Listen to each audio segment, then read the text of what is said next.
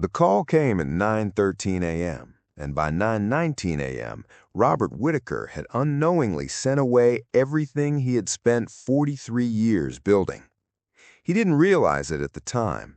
In fact, as he set his phone down and looked at the confirmation screen on his laptop, he felt something closer to relief than concern. The number, $247,000, was large, but it wasn't unexpected. It was the final transfer tied to the sale of his house, the last step in a process that had taken months to complete. He had followed every instruction, read every email carefully, spoken to the right people, or at least the people he believed were right. There had been no confusion, no hesitation, no moment where anything felt clearly wrong. That was the part that would stay with him later, long after everything else had settled into silence. Nothing had felt wrong. Robert had always trusted systems. He had spent most of his life inside them, engineering grids, designing fail-safes, building redundancies into structures that were meant to hold under pressure. Precision mattered to him. Processes mattered. If something worked correctly, it did so because every step had been accounted for. That belief had carried into his personal life as well. He paid bills on time, documented everything, avoided shortcuts. Even after retiring, he kept routines that reflected that mindset. Selling the house had been one of those decisions that felt both necessary and carefully considered. The house in Phoenix had once been full. Noise, conversation, the quiet rhythm of shared routines with his wife, Eleanor. After she passed, the space changed. It wasn't immediate.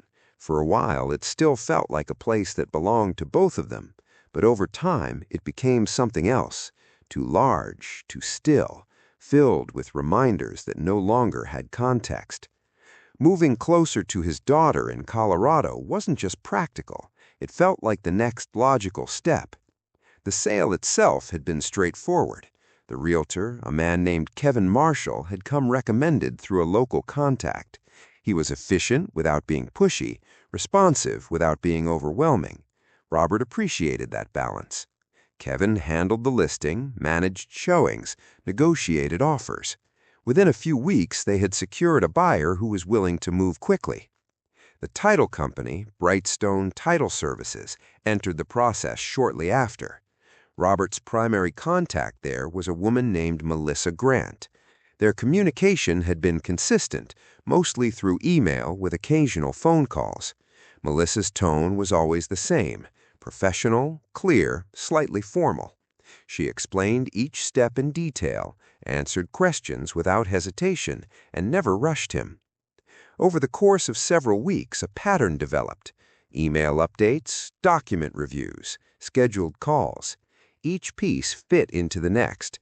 There were no surprises, no deviations. It felt structured, controlled, exactly the kind of process Robert trusted.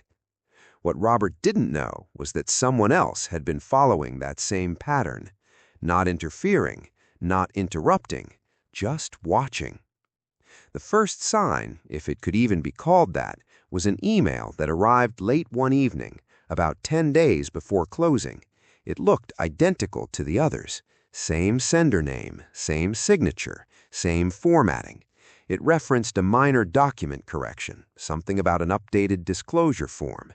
Robert reviewed it, signed the attached file, and sent it back.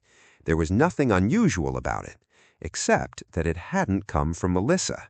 It came from an address that was nearly identical, one letter different in the domain, a substitution so subtle it was almost impossible to notice without deliberate comparison. At the time, Robert didn't compare. There was no reason to. That email wasn't designed to trigger action. It was designed to confirm access.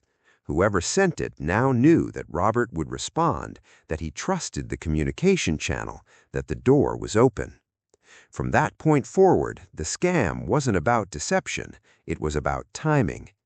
Over the next several days, the real communication continued as normal. Melissa sent updates, Kevin checked in, documents moved forward, the closing date was confirmed.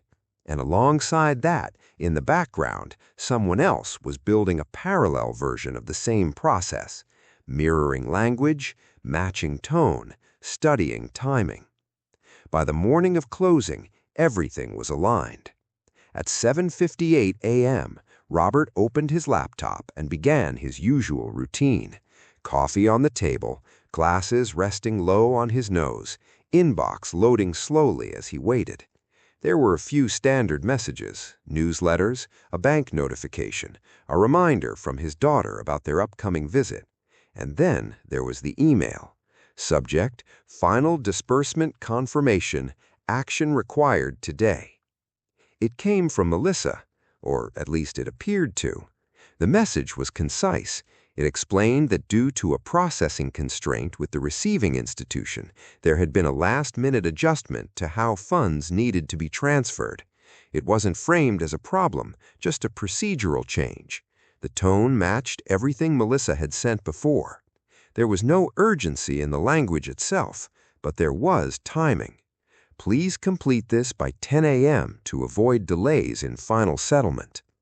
Robert read it once, then again. It made sense in context. There had been minor adjustments throughout the process, small changes, clarifications, updates. This felt like another one. At 8:12 a.m., his phone rang. The caller ID displayed Brightstone Title Services. Robert answered. "Good morning, Robert. This is Melissa." The voice was identical.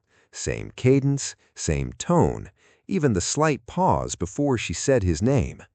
"I just wanted to follow up on the email we sent this morning. We need to finalize the transfer details so everything clears today." Robert felt a brief hesitation, not suspicion, just the natural pause before confirming something important. "I saw the email, just wanted to make sure everything is correct." "Of course," she replied. "It's just a routing adjustment. Everything else remains the same.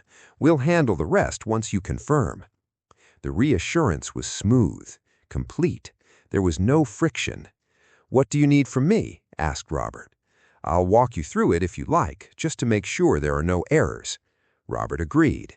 At 8:34 a.m., he logged into his bank account. At 8:41 a.m., he began entering the details. At 9:13 a.m., he clicked Send. At 9:19 a.m., the funds were gone. The rest of the day unfolded in a way that felt disconnected from time. At 10:47 a.m., Melissa, real Melissa, called. Her voice was familiar, but something in her tone was different. "Robert, I just wanted to confirm we're ready to proceed with disbursement." Robert frowned. "I already completed that this morning." There was a pause. "What do you mean?" he said. "The transfer, per your email." Another pause, longer this time. "Robert, we didn't send any email this morning requesting a transfer." The moment didn't explode. It collapsed, quietly. Robert opened his inbox, pulled up the message, read it again with a different kind of attention. The difference was still subtle, but now it was visible. The domain, the formatting, slightly off in ways that only mattered now. "The call," he said. "You called me." "No," Melissa replied. "I didn't." The investigation that followed revealed a structure far more precise than Robert could have imagined. The scammers hadn't guessed, they hadn't rushed, they had accessed communication channels, possibly through compromised credentials, possibly through intercepted data, and observed. They waited for the exact moment when action would be both expected and unquestioned. The voice Robert heard wasn't Melissa. It was generated, built from samples, previous calls, publicly available audio, fragments of recorded speech, assembled into something that could respond in real time. The emails weren't copied, they were replicated. Every detail aligned, because every detail had been studied. By the time Robert reported the fraud, the money had already moved through multiple accounts, fragmented into smaller transfers, routed beyond recovery. There was no single point of failure, no simple reversal, just a system designed to succeed once. In the days that followed, Robert tried to reconstruct the sequence, not to change it, but to understand it. He reviewed emails, compared timestamps, replayed the call in his mind. There was no single mistake, no obvious moment where he should have known. Each step, taken on its own, made sense. That was the design. Weeks later, sitting in his new apartment in Colorado, the routine returned in fragments. Morning coffee, email checks, quiet rooms that hadn't yet collected memories. But something had shifted. Not just trust, process. Robert still believed in systems, but now he understood something he hadn't accounted for before. A system can be perfect and still be used against you, because the vulnerability isn't always in how something works. Sometimes it's in how closely something else can imitate it.